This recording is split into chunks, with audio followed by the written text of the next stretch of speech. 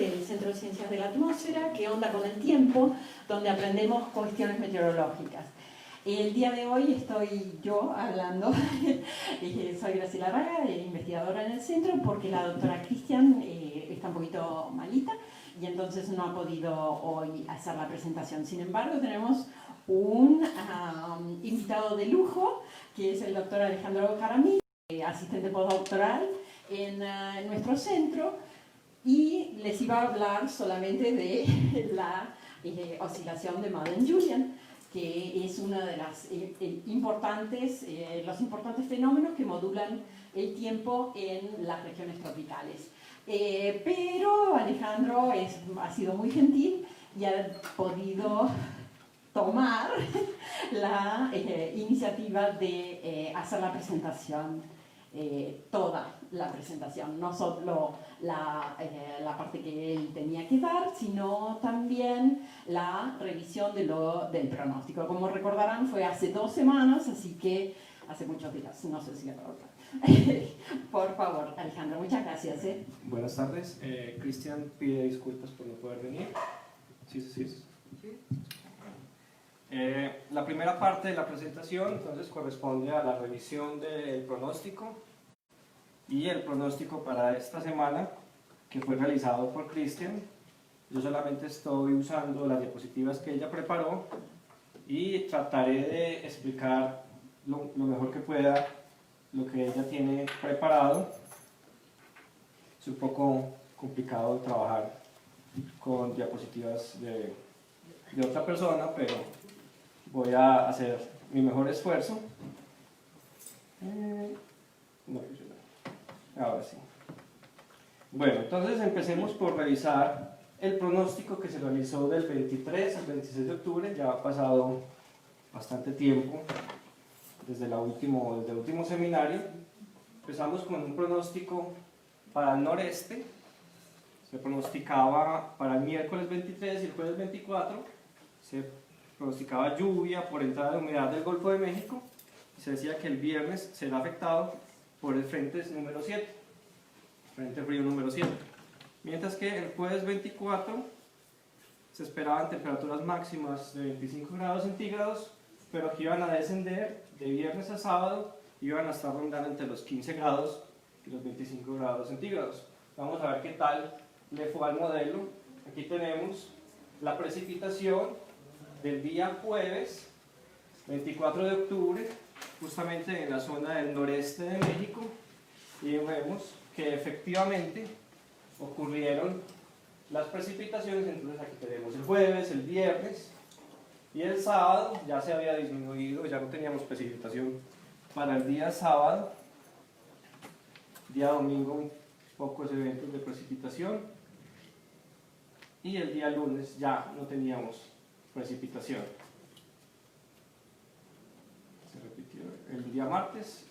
Y bueno, para la temperatura vemos que teníamos temperaturas que oscilan entonces alrededor de los 30-35 grados para el día jueves.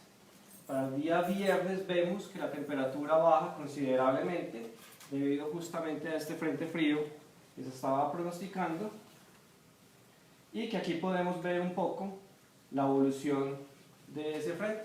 Tenemos aquí un frente, entonces para el día 24, y vamos avanzando en el tiempo. El frente se va desplazando y va afectando entonces las temperaturas, como vimos acá en el noreste de la República. Bueno, para el sábado 26 de octubre ya las temperaturas nuevamente se vuelven a recuperar y volvemos a tener temperaturas el día domingo, otra vez nuevamente del orden de 30-35 grados, lunes y martes. Bueno, entonces efectivamente podemos ver que el modelo, en este caso, le fue bien para hacer este pronóstico de precipitación y temperatura para el noreste de México. Ahora, para la zona centro-sur, ¿qué habíamos visto? Habíamos visto que teníamos temperaturas máximas de alrededor de 15 grados para la Ciudad de México, desde el jueves hasta el 26. Para Ciudad de México tendríamos lluvias del 23 al 26 y la península de Yucatán iba a estar muy caliente, temperaturas máximas mayores a 28 grados centígrados y con lluvias aisladas entre miércoles y sábado. Vamos a ver qué tal le fue al modelo. Entonces aquí para Ciudad de México vemos que efectivamente las temperaturas día jueves están oscilando entre 15 y 20 grados centígrados y que a medida que va evolucionando en los días vemos que la temperatura permanece aproximadamente en ese rango y en eventos de precipitación efectivamente tenemos eventos de precipitación justamente en esos días como pudimos observar.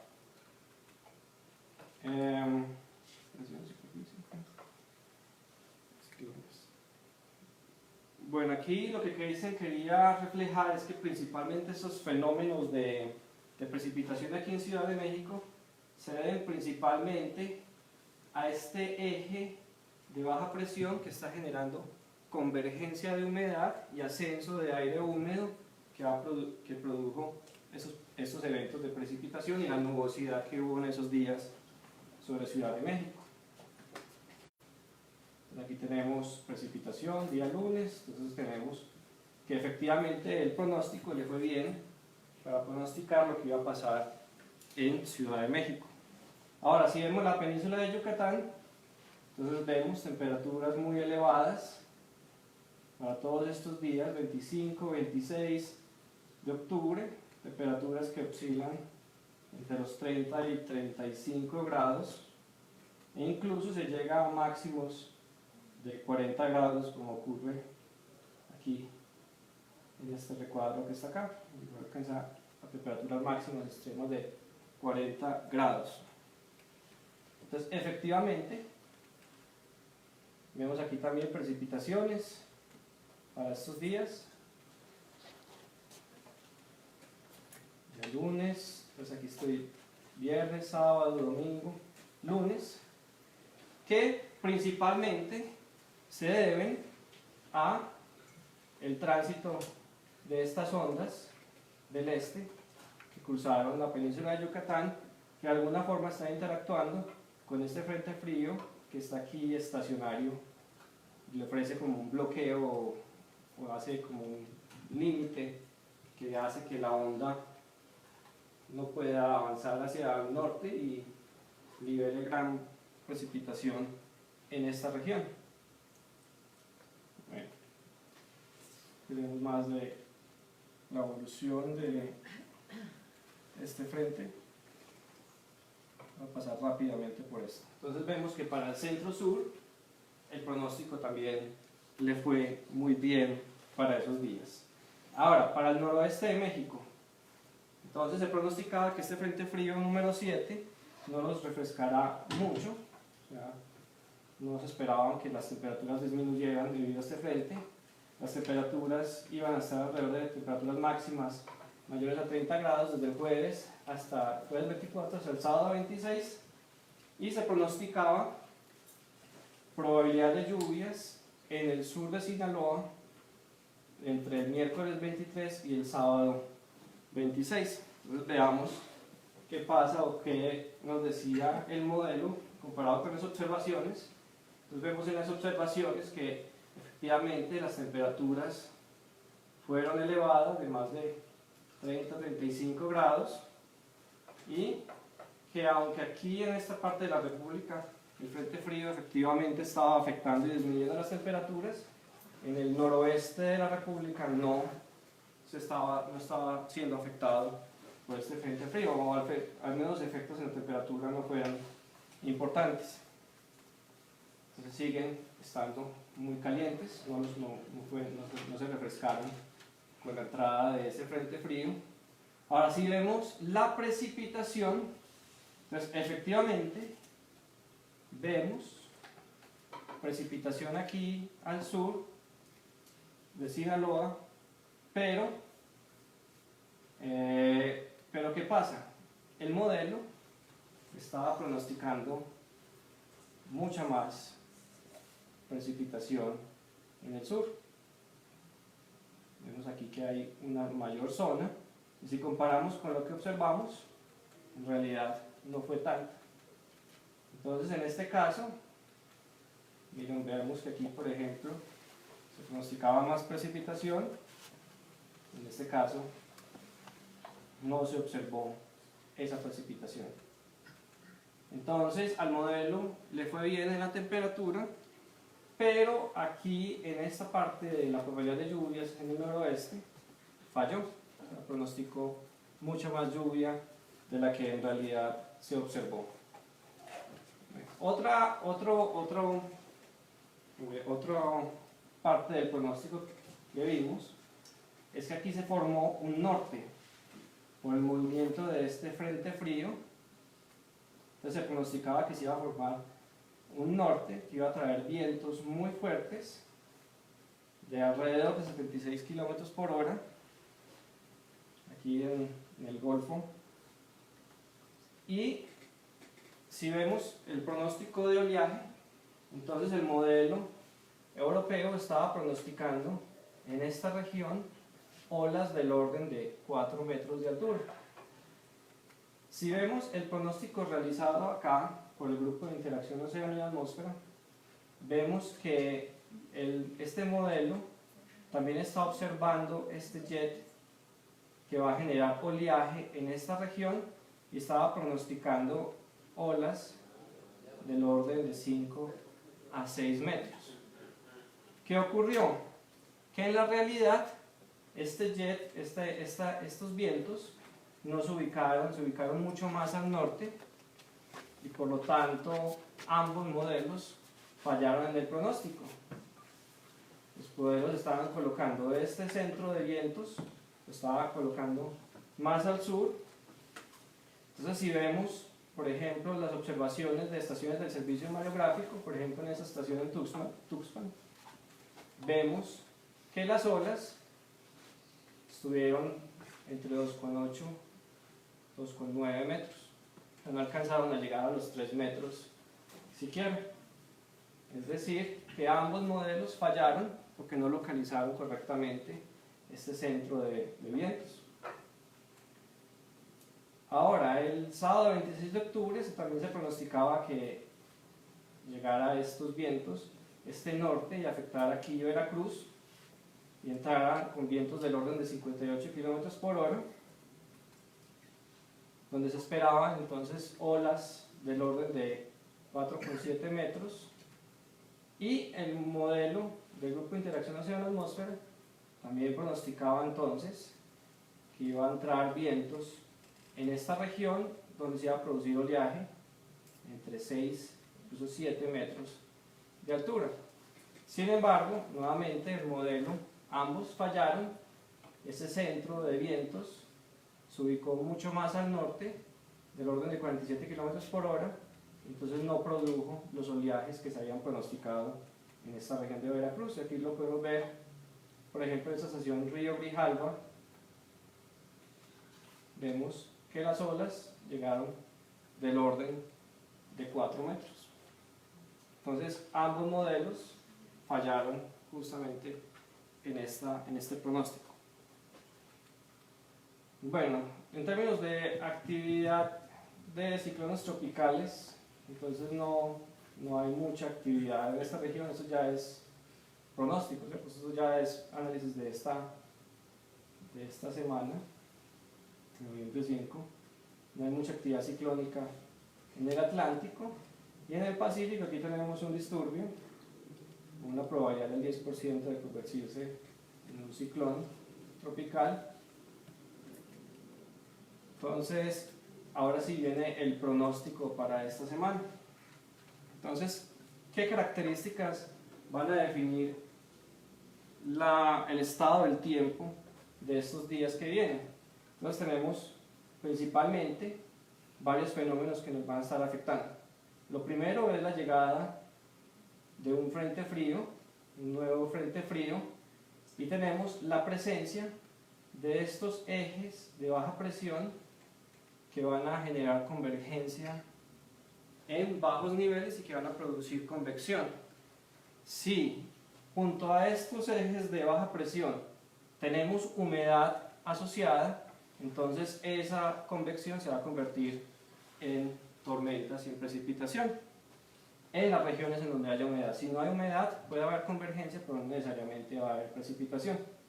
Tenemos también el efecto del tránsito de ondas del este, que también van a estar afectando el sur de la República.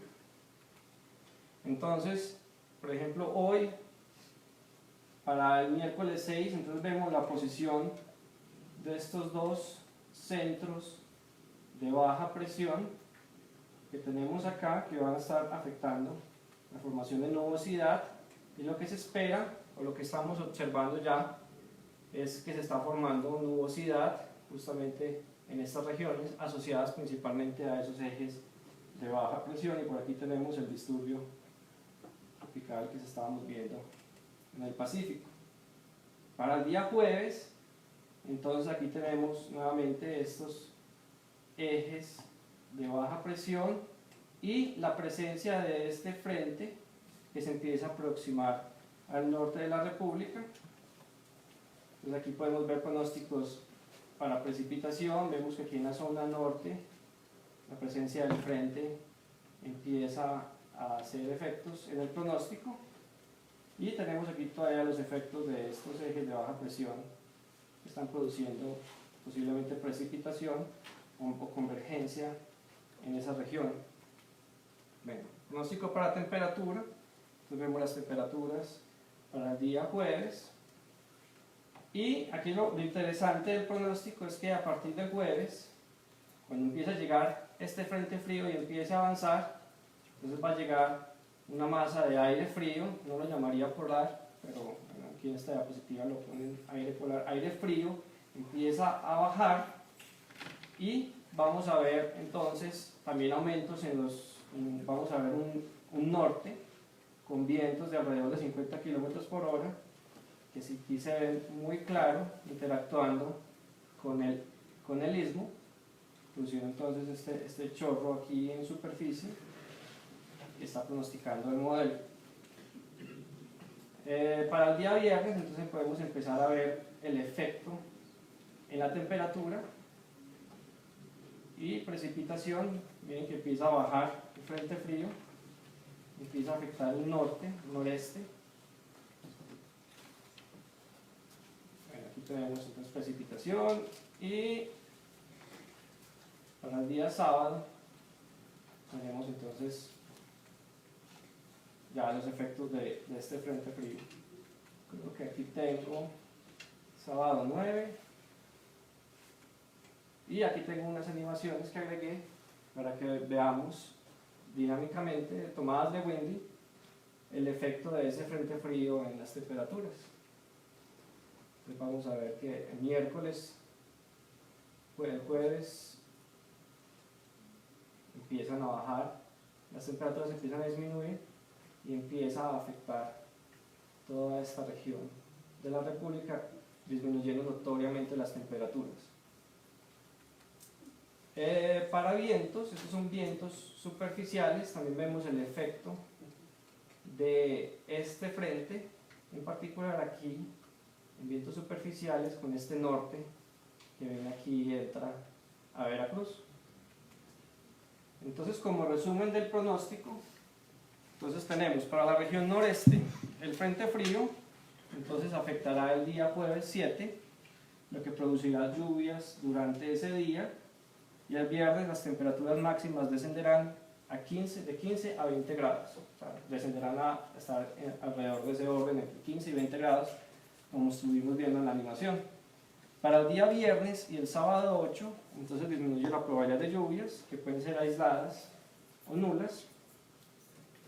Para el centro sur, entonces se espera que las temperaturas máximas en la Ciudad de México estén alrededor entre 15 y 20 grados desde el jueves hasta el sábado, con lluvias aisladas para el día de hoy. La península de Yucatán va a tener temperaturas máximas de mayores a 25 grados, con lluvias aisladas entre el miércoles y el sábado. Para la región noroeste, entonces seguimos con temperaturas altas, se esperan temperaturas máximas mayores a 30 grados desde el jueves 7 hasta el sábado 9, con probabilidad de lluvia en Sonora, Sinaloa y Chihuahua desde el miércoles 6 hasta el viernes 8, pero disminuye el potencial de lluvias para el día sábado 9. Bueno, eso es como un resumen del pronóstico, no sé si quieras agregar algo. Ahora sí, voy a hablar de lo que me trajo hoy a la plática de este seminario. ¿Qué onda con la oscilación de Madden-Julian? ¿Alguno de ustedes no ha escuchado sobre qué es la oscilación de Madden-Julian? O sea que va a ser la primera vez para gran parte, bueno, algunos de ustedes. La oscilación de Madden-Julian es uno de los fenómenos tropicales más importantes y es básicamente imposible discutirlo como a cabalidad en un seminario de este estilo. Entonces decidí hacer más bien una motivación histórica a qué es la oscilación de Madden-Julian, aunque al final nos vamos a dar cuenta de que la pregunta de qué es la oscilación de Madden-Julian es justamente lo que no sabemos, y ahí es donde viene la idea de esta plática. Bueno, antes de comenzar con la oscilación de Madden-Julian, entonces es muy importante ponernos todos a un nivel de entender el lenguaje que voy a usar. Entonces, fundamental para nosotros es que entendamos qué es la variabilidad intraestacional. Y para eso seleccioné una serie de tiempo de un año cualquiera para un punto. En este caso escogí un punto en los estratrópicos. Esa es una serie de temperatura, pero no le quise poner ejes para que quede de manera general que esto puede ser temperatura, pero podría ser precipitación o podría ser cualquier variable geofísica. Y miren lo que tenemos acá. Tenemos un sistema y a medida que pasa el tiempo ese sistema va oscilando, presenta un cierto comportamiento, y esto ocurre en el transcurso de un año. Y la primera pregunta que uno tiene como científico es, bueno, ¿cómo puedo explicar este comportamiento? ¿Cómo podría tratar de entenderlo? Entonces sería la pregunta a la que yo me quisiera aproximar. Entonces se me ocurre una idea, y la idea es, bueno, supongamos que estoy hablando de temperaturas. Entonces yo sé que el sistema terrestre tiene que estar en balance. La energía que entra en promedio tiene que ser igual a la energía que sale. Y eso va a determinar que el sistema terrestre en promedio va a estar a una temperatura determinada por ese balance. Entonces, ¿qué obtengo con esto? Puedo entender de esta figura, puedo entender que el sistema se va a comportar en promedio esto. Esa sería mi primera aproximación para comprender esta serie de tiempo, el promedio, que por ejemplo para la serie de temperatura podríamos aproximarlo con un modelo de balance de energía, como el que mostré en la diapositiva anterior. ¿Es esto suficiente para entender la variabilidad? Falta bastante, ¿cierto? Pasar de una curva con un montón de movimientos, por así decirlo, a pasar a una línea recta, bueno, ayuda a entender un poco, pero todavía falta. Entonces, ¿qué otra idea se nos puede ocurrir? Pues ustedes aprendieron en la escuela que la Tierra gira alrededor del Sol y que el eje de rotación de la Tierra, el ángulo que tiene con la eclíptica, hace que en ciertas épocas el hemisferio norte reciba más radiación y en otras épocas es el hemisferio sur el que recibe más radiación. Y eso transcurre a lo largo de un año. Entonces, una idea, yo puedo pensar en que una forma de explicar esta serie de tiempo es que existen mecanismos oscilatorios que están forzando el sistema a comportarse de cierta forma. En este caso, puedo pensar que la Tierra al girar, al trasladarse alrededor del Sol, es como si fuera un resorte que está generando una oscilación que va a generar mayores temperaturas o menores temperaturas en un punto específico del planeta. Y entonces, si yo a el promedio que ya tengo y que pude entender a través de un balance de energía, le agrego, por ejemplo, una función seno o coseno que tenga este comportamiento, miren, tengo ahora una mejor descripción. Ya no solamente estoy viendo el promedio, estoy viendo que hay cambios alrededor de ese promedio y que tienen un pico y tiene una disminución que va a estar asociado, en este caso, a la traslación de la Tierra alrededor del Sol. Pero si yo remuevo ese ciclo, si yo a esta serie le quito el promedio y remuevo esta función que representa el ciclo anual, aún observo muchísima variación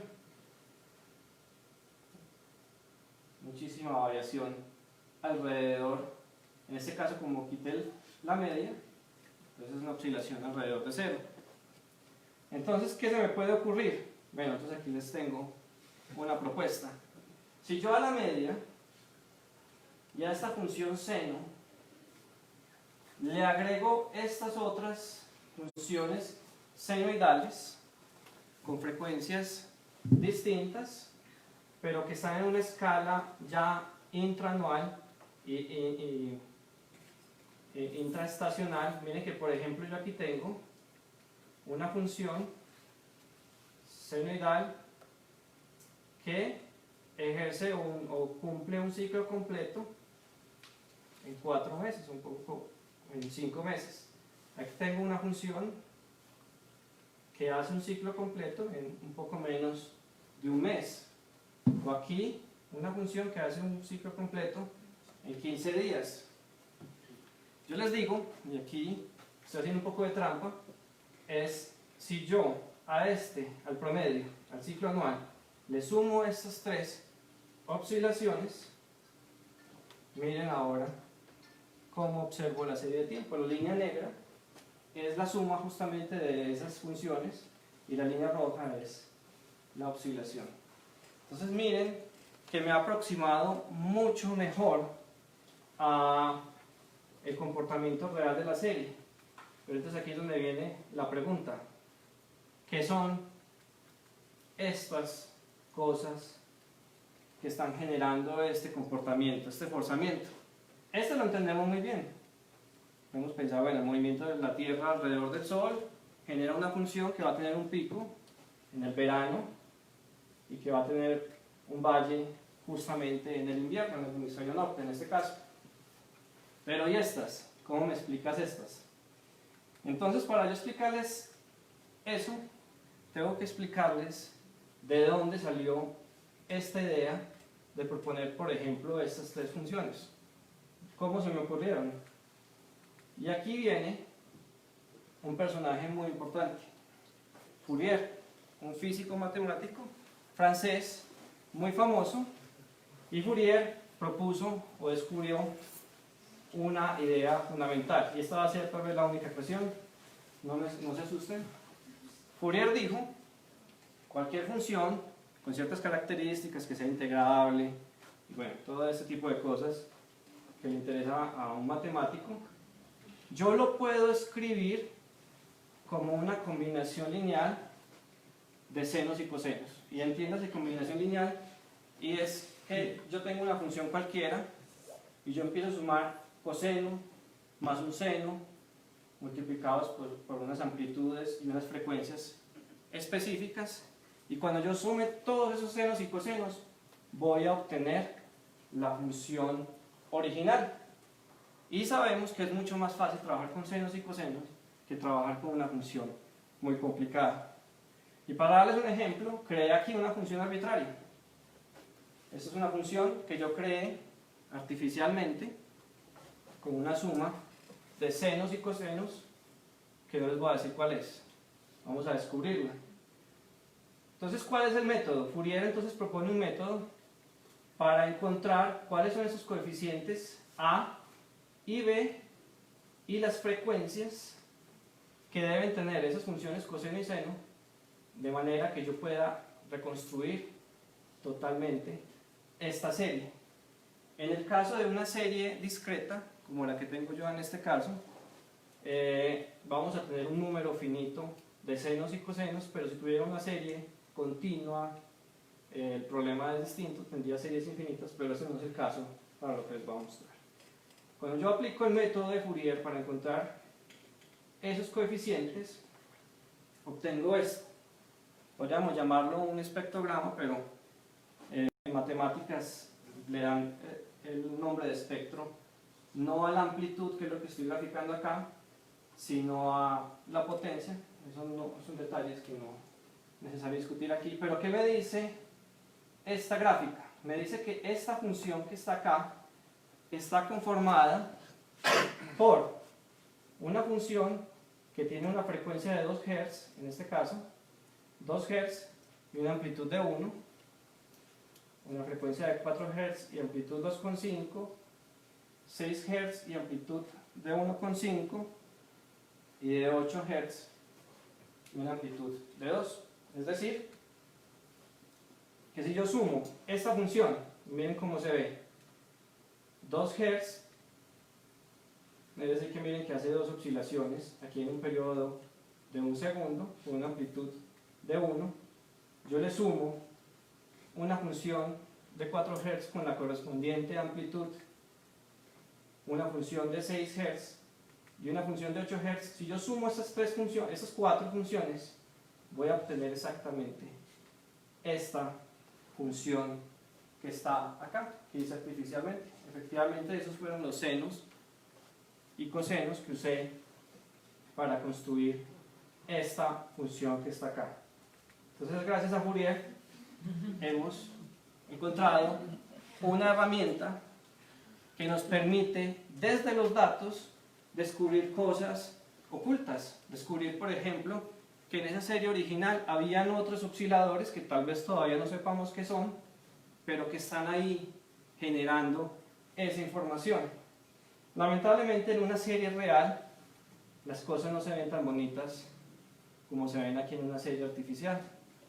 En el mundo real, el espectro de Fourier se ve más de esta forma. Entonces aquí yo tengo el periodo, no estoy dibujando frecuencias para que entendamos mejor frecuencia, y aquí estoy dibujando el logaritmo de la potencia.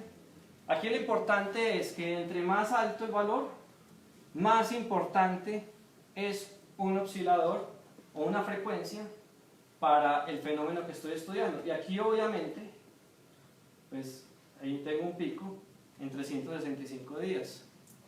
¿Qué esperan que ese pico sea? El ciclo anual. Esa primera curva que dibujé. Esta es la misma serie que estoy dibujando. Ahora, ¿cómo hice para identificar los otros valores? Bueno, toca hacer un poco más de detalle. No voy a entrar en esos detalles, pero voy a agarrar ventanas de 90 días y voy a ver cómo se comporta la serie. En esos días voy a suavizar un poco los resultados para que el espectro se vea mejor. Y miren que aquí estoy observando la línea negra sería como un espectro suavizado, y una línea punteada representa un ruido estadístico. Es decir, ¿a qué me refiero? Si mi línea negra está por encima de la línea punteada, significa que existe algo en los datos que está por encima de un fenómeno aleatorio. Entonces aquí empezamos a ver procesos en la escala de 15 a 45 días y fenómenos que están o que son importantes para entender la serie de tiempo original. El problema es que esto solamente me dice que existen esos fenómenos, pero no me dice qué causa ese fenómeno. ¿Quién es ese oscilador? No lo sé. Tiene que ser, o tengo que empezar a entrar a estudiar en particular la región del planeta en la que estoy. Entonces, en este caso, esta es una serie extratropical, hay muchas cosas que están ocurriendo acá. Yo me voy a ir y voy a concentrarme en este momento en el trópico. Vamos a pensar en los trópicos. en la región intertropical, y les voy a explicar, les voy a mostrar este diagrama que tengo acá. Este diagrama es un poco más complicado. Si me regreso, aquí yo tengo un diagrama de Fourier o un espectro de Fourier, entonces aquí tengo los periodos, es decir, cuál es el periodo de un fenómeno y cuál es su intensidad o su importancia para explicar esa variación en la serie de tiempo original, pero aquí yo solamente tengo una serie unidimensional. Bien, solamente tengo variación en el tiempo. Cuando estoy estudiando el trópico, entonces yo voy a tener fenómenos que cambian en el tiempo, pero también que se mueven principalmente zonalmente. Se mueven del este hacia el oeste o viceversa. Se van a mover en esa región. Entonces un análisis de Fourier simple, solamente pensando en una dimensión, no es suficiente. Tengo que pensar en que voy a tener ondas o fenómenos oscilatorios que van a tener frecuencia en el tiempo, pero que también van a tener frecuencia en el espacio. Y cuando hablo de frecuencia en el espacio, vamos a hablar de algo que se llama número de onda. Entonces aquí tengo un diagrama, en el eje vertical tengo la frecuencia en el tiempo. Entonces cuando vea la escala vertical, estoy viendo tiempo. Aquí tengo la frecuencia en ciclos por día, entonces aquí tengo el periodo 2 días, y por acá tendría 90 días, esta línea representa 30 días, 6 días, 30 días. Entonces aquí tengo fenómenos muy rápidos que ocurren en escalas de tiempo de días, y aquí tengo fenómenos muy lentos que ocurren en la escala de 30 a 90 días, estamos hablando de escala de meses, es lo que llamaríamos la escala intraestacional. Ahora, en el lado o en el eje inferior tengo algo que se llama número de onda zonal. ¿Y a qué me refiero con el número de onda zonal? Entonces nuevamente, aquí tengo una explicación gráfica de lo que es el número de onda zonal. Ya no pensemos en tiempo, pensemos en espacio. Yo tengo una onda que va a estar entre 0 grados y 360 grados en el trópico. Entonces, si yo tengo una onda que hace una oscilación completa en este tramo, o sea, en todo el trópico, como la que tengo acá, esa va a ser una onda con número de onda 1, un número zonal 1, es decir, en todo el trópico tengo una onda que se está moviendo, ya sea hacia el este, como dice aquí en la animación, pero podría tener una onda que se mueve hacia el oeste. ¿Qué esperan ustedes de esta? ¿Esta qué sería? ¿Cuántas ondas o cuántas oscilaciones completas ven ustedes en el periodo completo, en la banda tropical? Ven 2. Entonces, así se vería una onda con número de onda 2. Tengo 2 ciclos o 2 ondas completas en toda la banda tropical. ¿Y esta? ¿Seguro? 5. Tengo 5 picos, tengo 5 ciclos completos. Así se vería una onda, el número de onda 5 en el trópico. Entonces ahora sí me regreso y ahora sí vamos a entender esta gráfica mucho mejor. Entonces aquí tengo fenómenos muy rápidos, fenómenos más lentos. Y aquí tengo números de onda, que aquí tengo 1, 2, 3, 4, 5, 10, 15, 20. Y aquí tengo negativos. Esto va a representar fenómenos en esta parte del diagrama, fenómenos que se mueven hacia el este. Y en esta parte del diagrama tengo fenómenos que se mueven hacia el oeste. Y aunque no es importante detallar acá, aquí tengo 2 espectros, es porque dividí la información que estoy usando, en este caso, radiación de onda larga que sale del tope de la atmósfera, series satelitales, saqué el espectro de Fourier y lo dividí en componentes simétricos y antisimétricos. Eso no es importante para lo que quiero explicar acá, solo quiero que noten algo. Cuando estoy en números de onda del orden de 1 o 2, ¿qué esperan ustedes? ¿Cómo se hace fenómeno? Me regreso acá. ¿Cómo esperan que sea? ¿Grande o pequeño?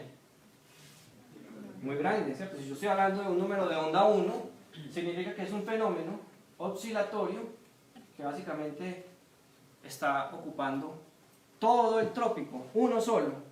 Mientras que el número de onda 5, tengo muchos más periodos o mucho el trópico. Entonces es un fenómeno mucho más pequeño. Y si nos fuéramos mucho más, números de onda más y más y más y más grandes, terminaríamos viendo las ondas de gravedad que vemos a veces en las nubes, cuando vemos tramos de nubes y tramos sin nube.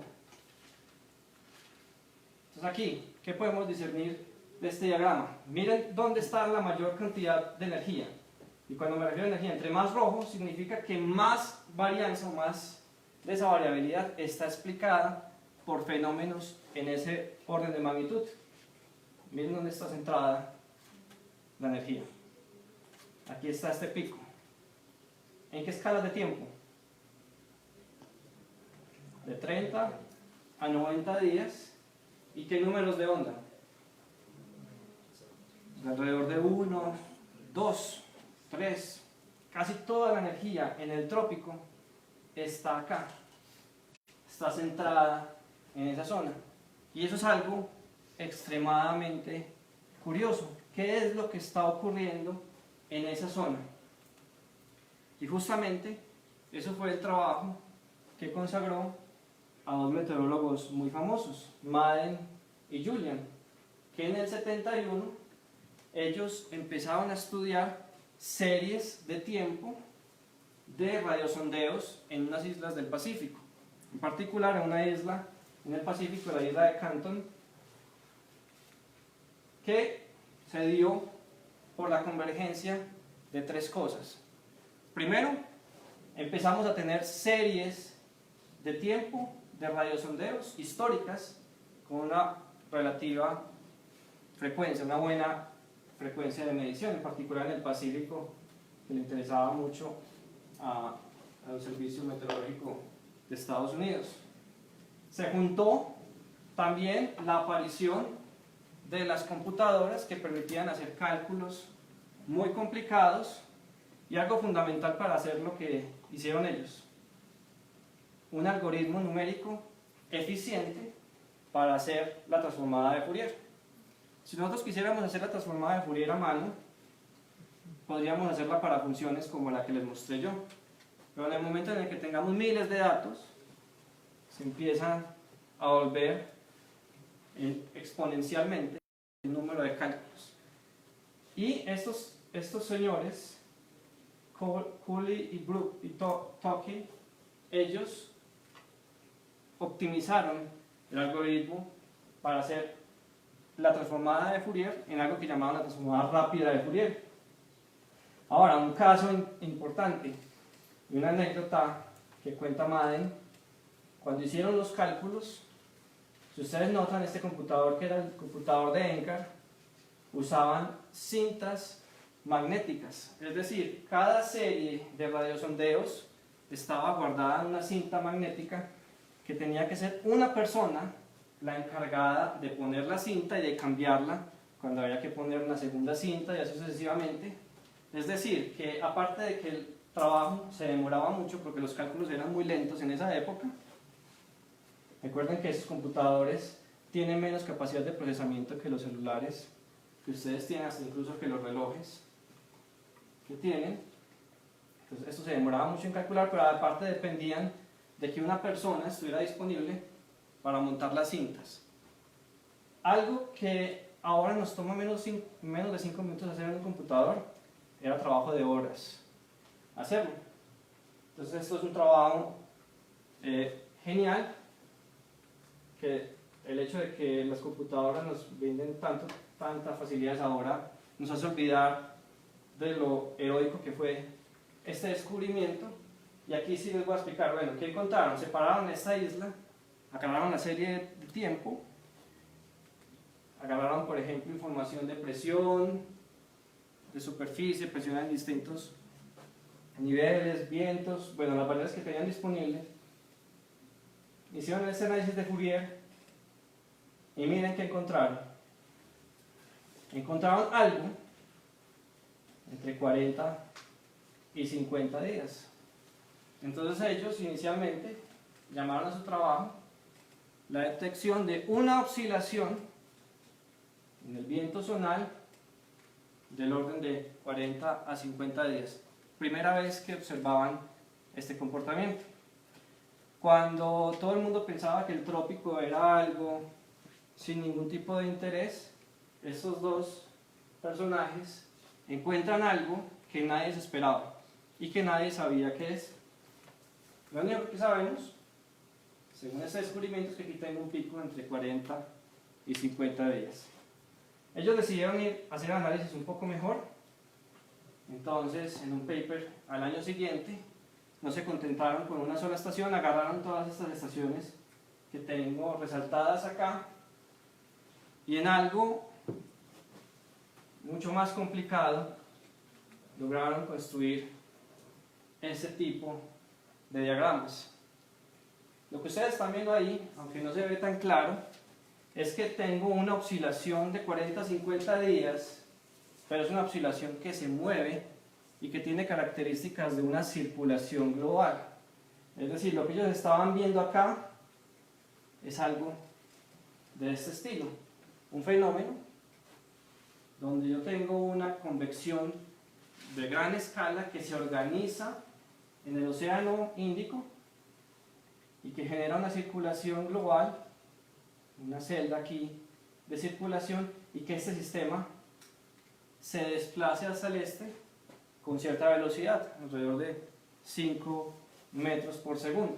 Ahora, recuerden, esto fue hecho con datos de estaciones y con una capacidad de cálculo inferior a la capacidad de cálculo que tienen los relojes que tienen ustedes en este momento. Entonces esto es un hito histórico, descubrir esta circulación que tenía entonces estas características. Se empieza a desarrollar este sistema convectivo de gran escala, se organiza en el océano Índico y se empieza a desplazar hacia el este y se mueve más o menos por las temperaturas cálidas del mar hasta que llega a una parte en el océano Pacífico donde las temperaturas son en promedio menores y hay menos energía para generar la convección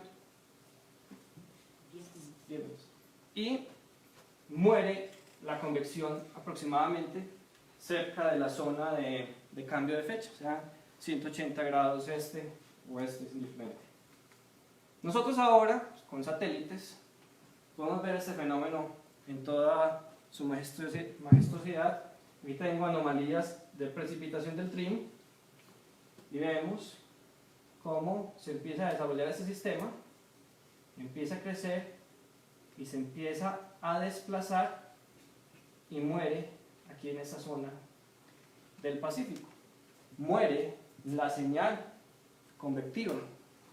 Pero si vemos en este diagrama, en niveles superiores de la atmósfera, esa señal sigue moviéndose en todo el trópico en los niveles altos, principalmente en presión, y sigue dándole la vuelta al planeta como una onda de aproximadamente el número de onda 1 o 2, que es como les estaba mostrando las diapositivas anteriores. Aquí tengo otra animación, también basada en TRIM, de anomalías, donde se ve justamente ese comportamiento. Y aquí también otro tipo de animación, también con novelar. Este ya no es precipitación, sino radiación de onda larga emitida en el tope de la atmósfera, de series filtradas, donde se ha separado la componente de la oscilación de Madden-Julia. Entonces, ¿qué características tienen? Entonces, es una organización de convección de gran escala que se forma o inicia principalmente aquí en el Océano Índico, se mueve hacia el este muy lentamente, alrededor de 5 metros por segundo. Hay fenómenos que se mueven mucho más rápido y que muere en su parte convectiva aquí en el Pacífico, pero que sigue teniendo efectos e interacciones con todo el planeta y que no tengo tiempo suficiente para entrar solamente a a mostrar.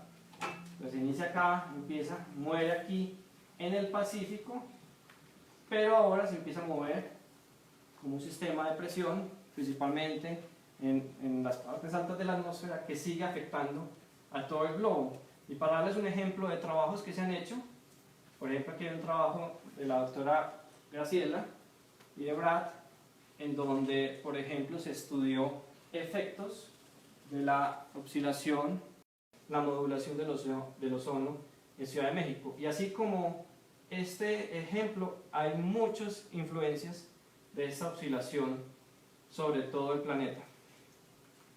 Lamentablemente o afortunadamente, no sé, depende de cómo se vea, este fenómeno no es tan simple como la caricatura que les mostré. Por ejemplo, aquí en Nakazawa en el 88 se dio cuenta de algo, y es, pensemos en la oscilación de Madden-Julian, ese sistema, como ese superclúster que está aquí encerrado por esta línea o esta estructura de las tormentas dentro de ese superclúster. Si nosotros vemos a escala grande, escala planetaria, vemos que ese sistema se desplaza hacia el este. Pero si vemos dentro de cada uno de estos sistemas más pequeños y lo vemos a escala menor, a una menor escala, o sea, más detalle, nos damos cuenta de que en realidad está formado por sistemas, que en realidad pequeños sistemas que evolucionan, que van decayendo y que van formándose hacia el oeste. Es decir, que la estructura multiescala de la oscilación es demasiado complicada, no es tan simple. Es decir, no es una onda en el sentido estricto de que es un sistema que se está moviendo hacia el este, porque si vemos hacia adentro nos damos cuenta de que hay muchas cosas más que están pasando dentro de él, y muchas cosas combinadas, movimiento hacia el este, movimiento hacia el oeste. Entonces, lamentablemente, no les puedo decir que la oscilación de Madden-Julian. De hecho, es uno del santo grial de la meteorología tropical. Cientos de personas se han dedicado y se siguen dedicando a tratar de entender qué es este fenómeno. Lo conocemos, sabemos su nombre, sabemos su apellido, pero no sabemos su origen, solamente sabemos que está ahí y que tiene muchos efectos. Pero hasta ahí, ¿cierto? Será el trabajo tal vez de algunos de ustedes resolver este dilema en algún momento del futuro. Bueno, creo que se acabó el tiempo. Para una próxima charla, si me invitan, les hablaré de quién es este señor y de que la oscilación de Madden-Julian no es la única fuente de variación intraestacional. Hay otras, pero será en un futuro seminario. Muchas gracias. Muchas gracias.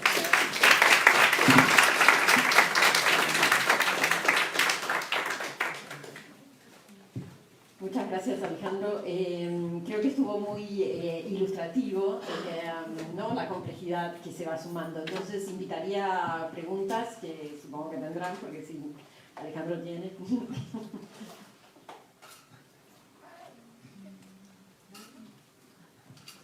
Demasiado complejo, incluso para preguntas. Alguno más mayorcito. No. Yo mayorcito. Bueno, una pregunta primero sobre el pronóstico de Cristian.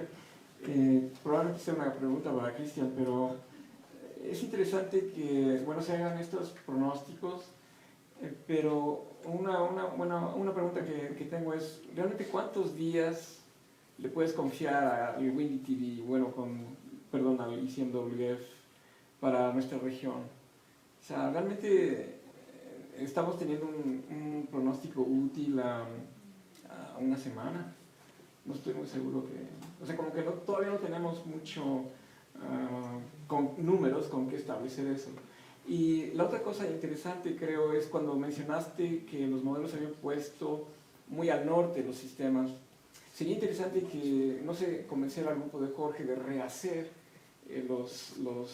hacer un repronóstico para ver dónde están un poco fallando los modelos, ¿no? O sea, hacer un estudio de sensibilidad y ver realmente ¿En dónde está fallando el pronóstico? Esa es la primera pregunta. Sí, esa es una buena observación, Arturo, porque claramente ICMWF, el modelo de ICMWF es el mejorcito que tenemos, y nosotros acá, los chicos están haciendo el pronóstico para pocos días, porque están haciendo el pronóstico ni para una semana.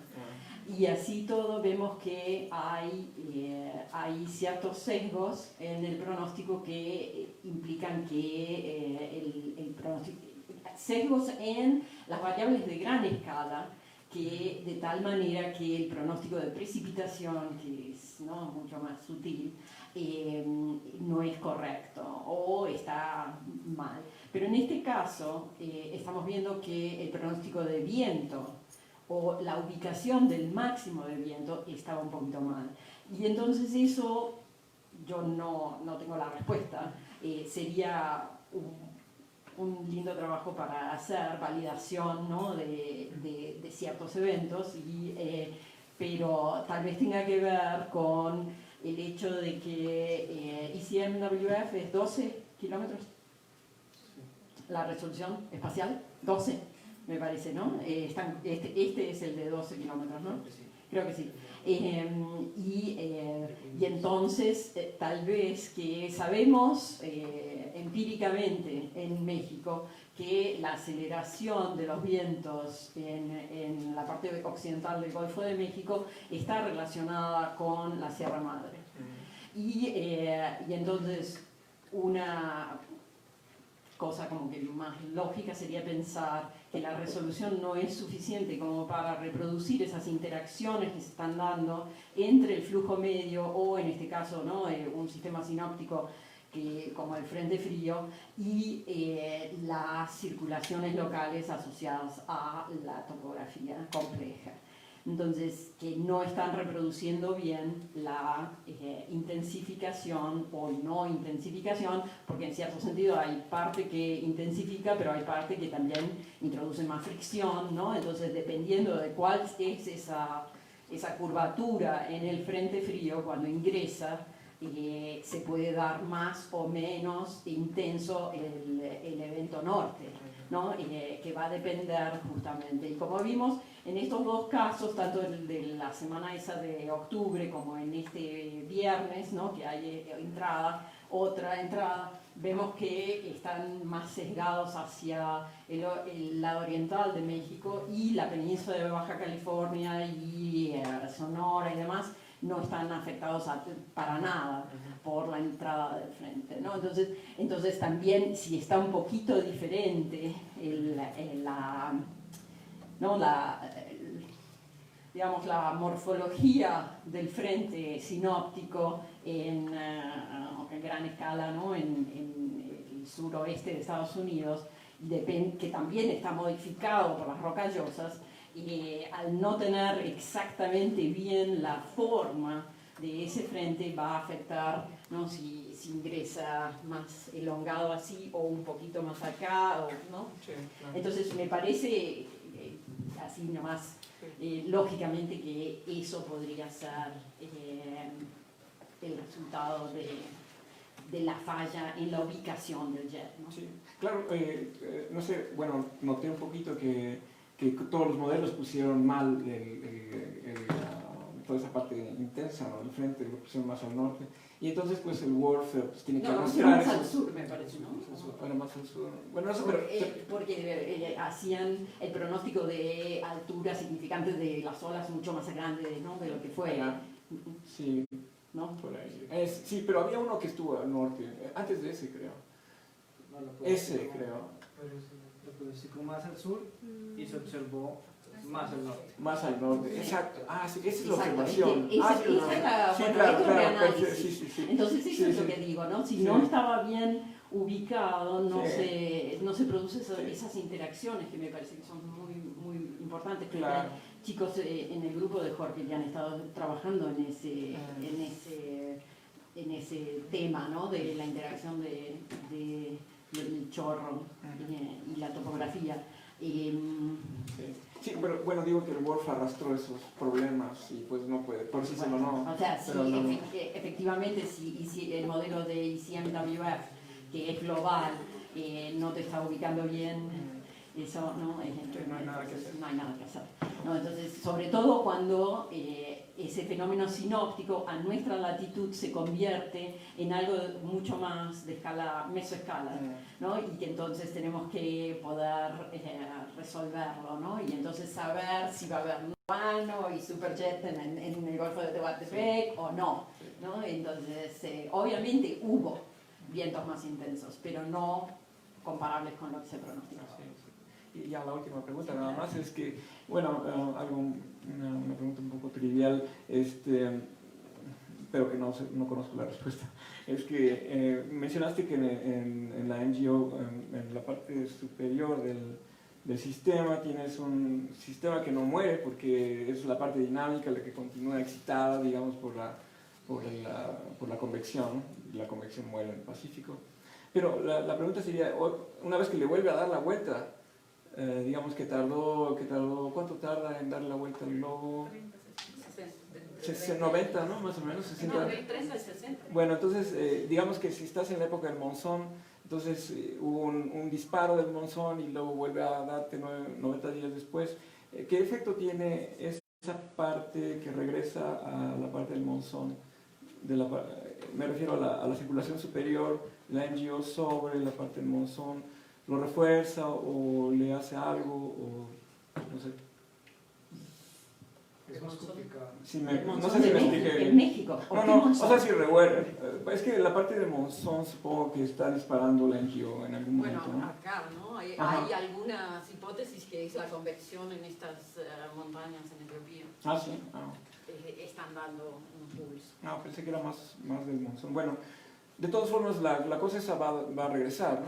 En 90 días. Pero está disipada. Está Está disipada. Entonces ya no tiene manera de interaccionar con otras NGOs que estén por ahí andando. Sí puede interactuar, por ejemplo, ya no hablamos directamente de la convección, pero sí hablamos de modulación. Exacto. Entonces, por ejemplo, cuando se estudian los efectos de la NGO, no se dice que la NGO causó tal efecto, sino la NGO modula, debido, por ejemplo, a esa presión, esos cambios de presión pueden inhibir o pueden generar convección o ayudar a que se forme convección en otras regiones.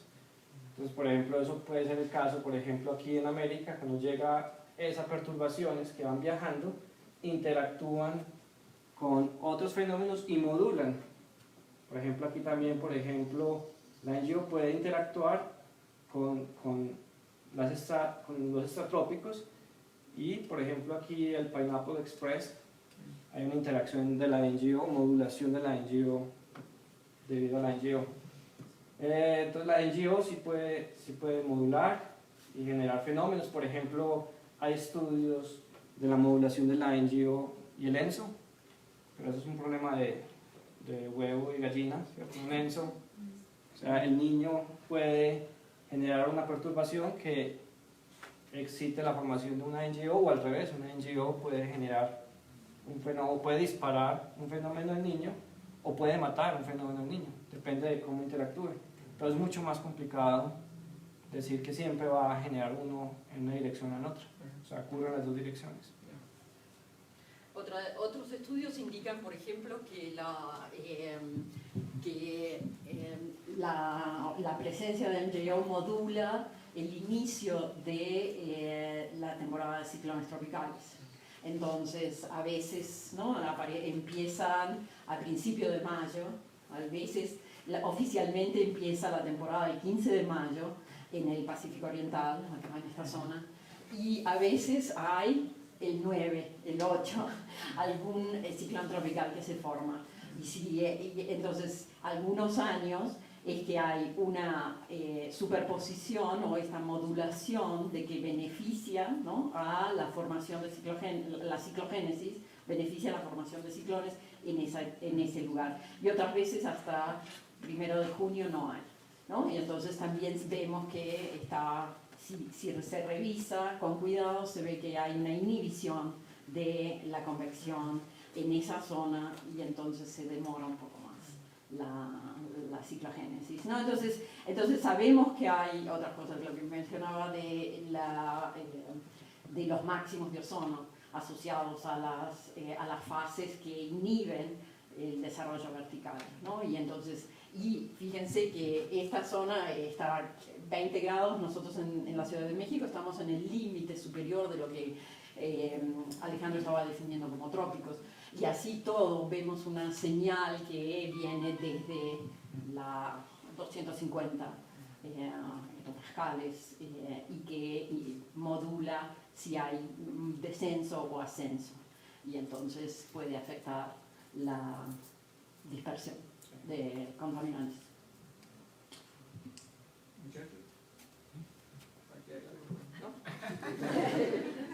Excitar su imaginación.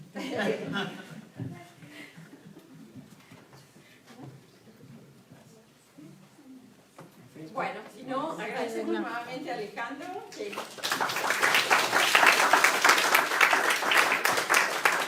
Y los invitamos a que nos manden sus sugerencias y comentarios para poder iniciar otras temporadas con ciertos temas, ¿no? Porque se acuerdan que en este ciclo tenemos módulos de temas especiales.